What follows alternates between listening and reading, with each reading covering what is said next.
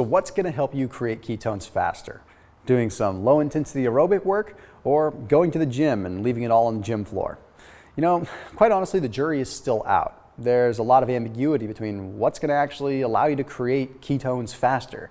But if we actually look at what mobilizes fat and what gets fats into the bloodstream, we start getting a little bit of a clearer picture. I'm Thomas DeLauer with Keto-Mojo, and we're going to break down how you can start creating ketones faster by doing the right kinds of exercise.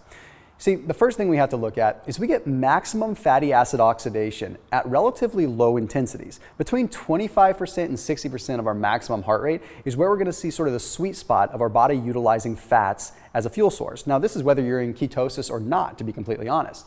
As exercise intensity increases up to about 60%, we stop pulling fat from the bloodstream and we start pulling it from intramyocellular triglyceride content. So basically, little fat droplets that are stored inside the muscle cell, right? So these get released. Now, once we go over 60% and start increasing to about 70% of our maximum heart rate, that's when things change.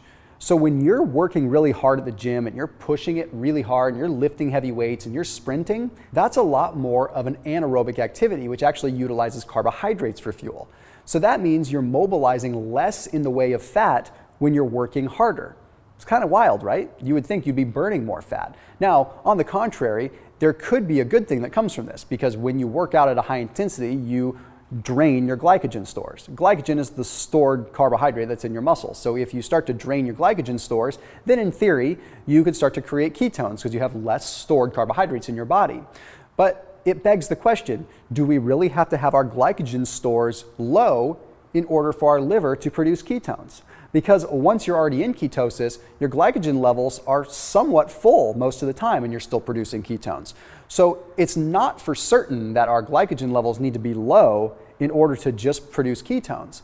So that's where things get a little bit confusing. So when it comes down to just trying to capitalize on the liver creating more ketones, you're better off to do a little bit more aerobic work. You're going to mobilize the fats a little bit more. You're going to stay a nice, easy, low intensity, and those fats are going to have an opportunity to be in the blood and go to the liver and get turned into ketones a little bit faster and hopefully more efficiently. Now, the other thing we have to look at is as we increase intensity, fat gets kind of locked into the adipose tissue. Okay, so normally we have blood that is flowing through the adipose tissue and it's bringing in the fatty acids into the bloodstream. As exercise intensity increases, more blood flow is going to the muscle, which means less blood flow in the fat tissue, which means that the fat, for lack of a better term, is getting trapped in the capillary beds of the adipose tissue. So it's not actually getting mobilized. So if we're focusing all our efforts on high intensity work, it makes it so the fat never really gets a chance to break free.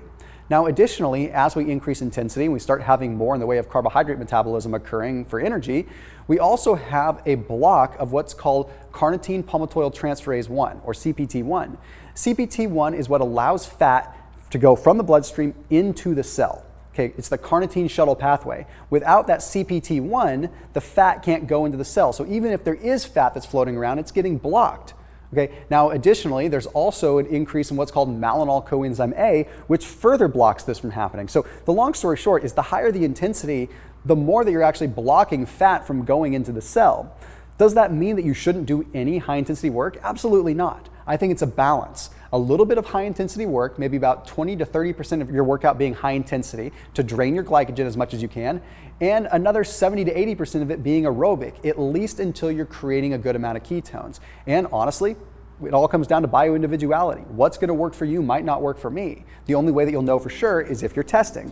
And of course, that's where you insert the Keto-Mojo meter. You always want to be testing. See where you're at.